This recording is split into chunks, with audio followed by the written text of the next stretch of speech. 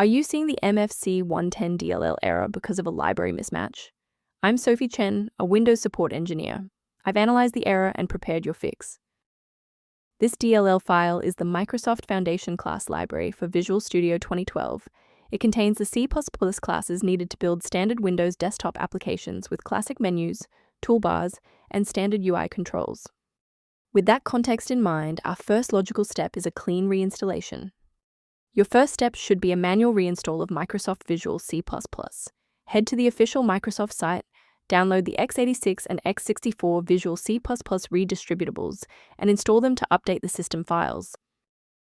If the installer was unable to bridge the gap, we will move to phase 2 of our diagnostic to refresh the system's memory. A full system restart clears the temporary memory cache and allows Windows to attempt a fresh initialization of all required libraries, including the mfc110.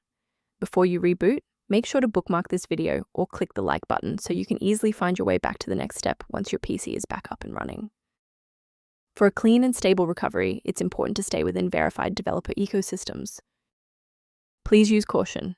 Replacing the mfc110.dll manually often requires elevated permissions that, if mishandled, can leave your system architecture vulnerable to external exploits. To help keep your environment stable and prevent recurring errors, consider an automated maintenance utility for your system. Maintain a more reliable system by reviewing the software resource below related to managing the mfc110 library references.